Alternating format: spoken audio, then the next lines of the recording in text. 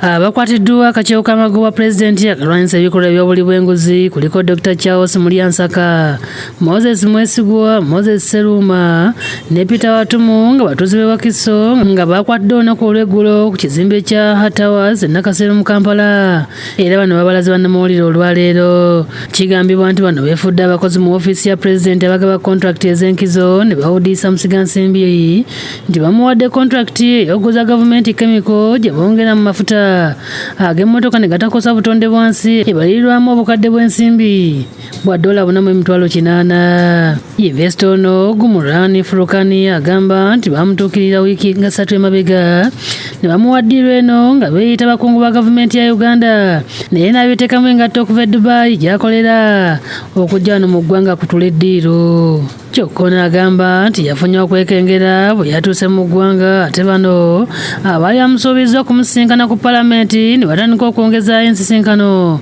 bwatu naye kwe kutandika okubuuza ku banne abamubuusizza nti bano bafere.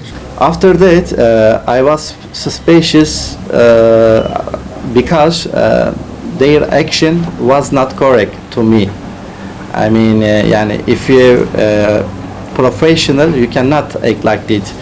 You cannot wait me like that. And we can, for example, we would meet on Monday and he put it on Tuesday. Bwatu yakwataganya ne poliisi wamu n'akakiiko akalwanyisa enguzi mu makagoba pulezidenti ne bamuwondera okutuuka ku kizimbe kya Towers gye babadde batadde ensinkano yaabwe. Empapula ze bali bamuweereza ne tutegererawo nti ze empapula njingirire si ntuufu, ne tumugamba ojja kweyongera ng'obalaga nti tolina ky'omanyi tusobole okukola ki obakwata, neera kye twakoze bano abaami ne tubakwata jjo.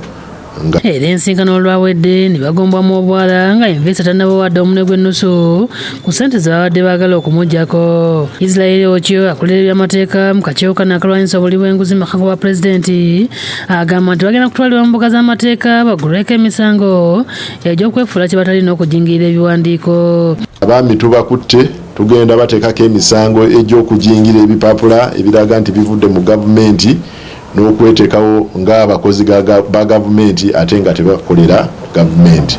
Mu ngeri y'emu akakiiko ka State House Anti-Corruption Unity kali kaagambibwa okubeera omufere omulala gwe kanoonya nga ye Godfrey Sekidde yeeyita Major General wa APDF n'afiira kampuni ya Kenya emitwalo gya $97,000.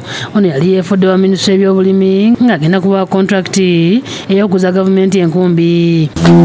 Sekidde, who holds out as a Major General in the UPDF. We also urge the public, if they know their whereabouts, to kindly reach out to us. Freddy Kajubi yakusakidde eggulire eno ku lwa Bukedde TV.